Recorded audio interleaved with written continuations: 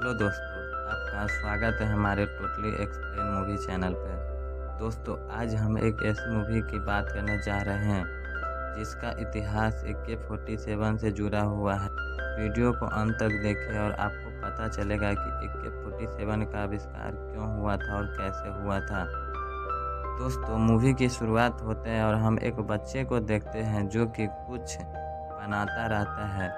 तभी कुछ बच्चे उसे खेलने के लिए बुलाने आता है और वह छुपा देता है और वह खेलने के लिए चला जाता है। तभी 1941 में रूस में हो रहे कोल्ड वार को दिखाया जाता है, जिसमें कुछ रशियन फौज और अपने मेन हीरो को दिखाया जाता है जो कि एक टैंक में रहता है और दुश्मन से लड़ाई होता रहता है। दुश्मन की एक मिसाइल टैंक पर लगता है और टैंक तबाह हो जाता है, पर वहां से जैसे तैसे बचकर चला आता है। फिर दिखाया जाता है कि अपने हीरो, जिसका नाम कलाश्निकोव रहता है, वह एक कैंप हॉस्पिटल में सोया हुआ पाता है। जब वह होश में आता है और उठने की कोशिश करता है पर वह उठ नहीं पाता है। फिर एक नर्स आती है, उससे वह पूछता है कि क्या मेरे साथी जिंदा है या नहीं। फिर अगले दिन कलाश्निकोव और कुछ घायल जवान एक गाड़ी से शहर की तरफ जाते रहता है। तभी उसकी गाड़ी एक कीचड़ में फंस जाता है और काफ़ी निकालने की कोशिश करता है पर नहीं निकलता है। फिर कलाश्निकोव अपने लेफ्टिनेंट से कहता है कि क्यों न हम गांव वालों से मदद मांग कर देखें। लेफ्टिनेंट और मिखाइल दोनों गांव की तरफ जाने लगता है। वो बता दो कि कलाश्निकोव का असली नाम मिखाइल रहता है। तभी मिखाइल लेफ्टिनेंट को एक मशीन गन टांगे हुए देखता है और तो पूछता है कि क्या नई मशीन गन मिली है क्या। फिर लेफ्टिनेंट बताता है कि हाँ, अभी अभी मिला है और अब सभी को पुरानी गन की जगह यही गन मिलेगा। फिर मिखाइल पूछता है कि क्या यह भरोसे लायक है। लेफ्टिनेंट बताता है कि जब मैं सरहद पर जाऊंगा तब बताऊंगी कि यह कितने भरोसे लायक है। फिर लेफ्टिनेंट मिखाइल को एक पिस्टल देता है और 50 मीटर की दूरी पर रहने को कहता है। तभी दो दुश्मन की सेना घर से निकलता है और फिर पीछे से एक दुश्मन की सेना गोली चलाने लगता है। लेफ्टिनेंट का मशीन गन दो को मारता है और फिर जाम हो जाता है, जिसके कारण लेफ्टिनेंट को एक गोली लग जाता है पर मिखाइल उस दुश्मन सेना को मार देता है। लेफ्टिनेंट मिखाइल एक गांव के आदमी के साथ घोड़ा गाड़ी लेकर आने लगता है और मिखाइल उस मशीन गन को खोलकर देखने लगता है और कहता है कि इसका डिजाइन ही गड़बड़ है, इसमें पानी भर जाने की वजह से जम गया है और गोली फंस गया है। फिर लेफ्टिनेंट कहता है कि काफ़ी जानते हो इसके बारे में। मिखाइल बताता है कि मुझे यह सब बनाने में बचपन से शौक रहा है। फिर गाड़ी चलता है और वहां से चला आता है जाने लग। अगले दिन रेलगाड़ी से अपने घर की तरफ जाने लगता है और फिर रेलगाड़ी में एक सिपाही उससे पूछता है कि तुम कहाँ से हो। तो वह बताता है कि मैं अल्ताई से हूँ। फिर मिखाइल पूछता है जवान से कि तुम कहाँ से हो, जिसका दोनों हाथ कटा हुआ रहता है। वो बताता है कि मैं कजाकिस्तान से हूँ। फिर मिखाइल कहता है कि वहाँ मैं जंग से पहले रेल डिपो में काम किया था और उन्होंने मुझे निकाल दिया। पूछता है क्यों निकाल दिया, तो बताता है कि मैं हमेशा कुछ न कुछ बनाता रहता था पर उसको मेरी कदर ही नहीं है। मैंने एक शॉटगन बनाया था। इस सब में बचपन से मेरा जुनून रहा है और अब मैं सोच रहा हूँ कि किस तरह से ऑटोमेटिक मशीन गन बनाऊँ। फिर उसे ड्राइंग दिखाने लगता है। फिर वह कहता है कि अब तुम्हें नहीं निकालेंगे और कहेंगे कि तुम्हें जो बनाना है उसे बनाओ, क्योंकि धरती माँ को तुम्हारी सबसे ज़्यादा ज़रूरत है। फिर अगले दिन मिखाइल अपने गांव नहीं जाता है, वह कजाकिस्तान में रेल डिपो पर चला जाता है और अपने माँ को चिट्ठी लिख देता है कि मैं कुछ दिन बाद घर आऊँगा। फिर वह डिपो के मालिक से मिलता है और वह कहता है कि आप मुझे यहाँ रख लीजिए क्योंकि सरहद के हालात बहुत ही ख़राब है। सेना को ऑटोमेटिक की ज़रूरत है। फिर वह साफ साफ मना कर देता है और वहाँ से वह चले जाने को कहता है। और फिर मिखाइल रेलवे स्टेशन पर बैठे रहता है। तभी उसे कुछ सिपाही को बात करते हुए सुनता है कि कोई बड़े कर्नल आने वाले हैं। फिर वह कर्नल के पास जाता है और उससे बोलने की इजाज़त मांग कर उसे अपने बारे में बताने लगता है और फिर कर्नल उसे एक सिफारिश लिख कर देता है जिसमें वह डिपो के मालिक को देता है। वह एक बंदे को फ़ोन करता है और कहता है कि तुम इसको जिस चीज़ की ज़रूरत हो उसे दे देना, और वो काम करने लगता है। उसे कुछ और लोग मिलता है जो डिपो में काम करता रहता है, और जिसमें कोई बिल्डिंग एक्सपर्ट होता है तो कोई लेथ एक्सपर्ट होता है, और सभी मिलकर पार्ट टाइम में काम करने लगता है और एक गन बनाता है जो कुछ इस प्रकार का होता है।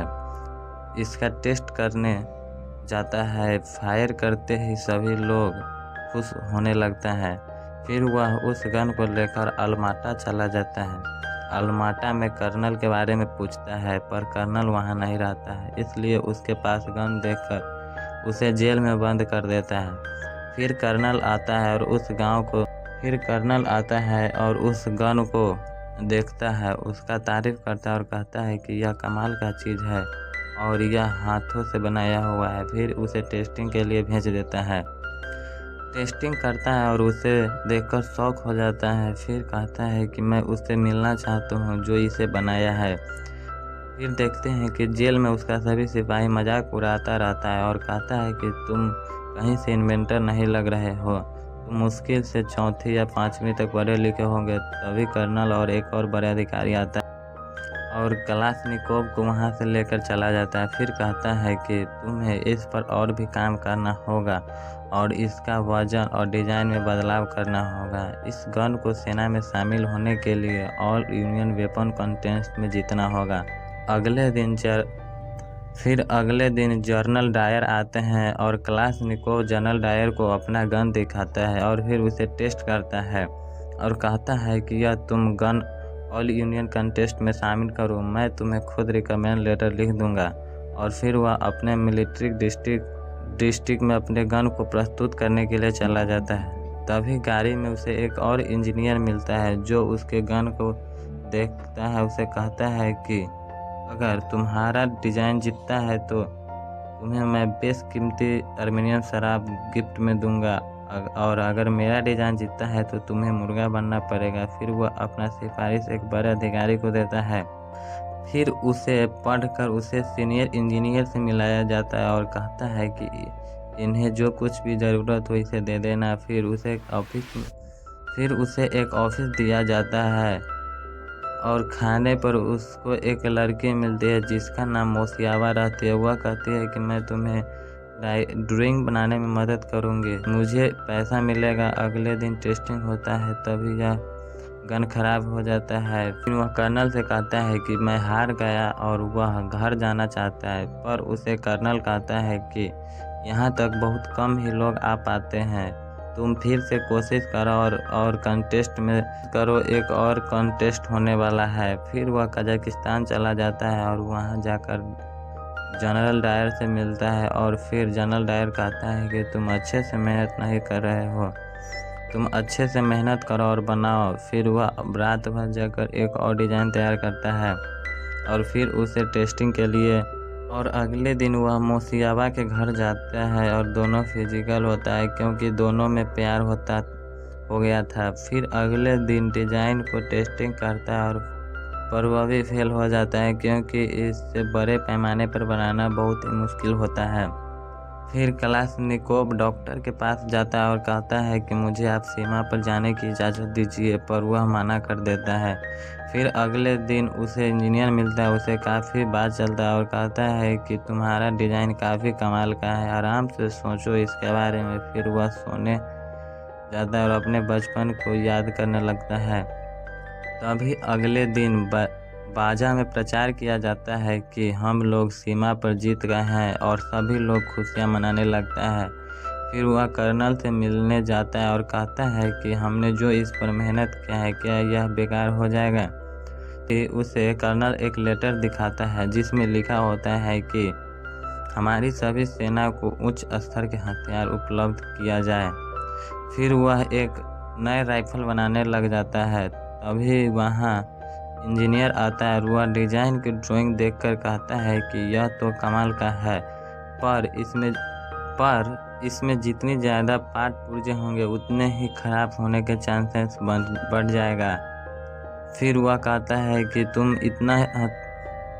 इतना सिंपल बनाओ जितना कि हथौड़ा। और फिर वह एक और बड़े इंजीनियर के कंपनी में अपना डिज़ाइन बनाने जाता है, जहां पर उसके साथ एक लड़का अपॉइंट किया जाता है। दोनों मिलकर डिज़ाइन पर काम करने लगता है और अपने गर्लफ्रेंड को लेटर लिखता है और बताता है कि यह सबसे अच्छा बनने वाला है और इतना सिंपल जितना कि हथौड़ा।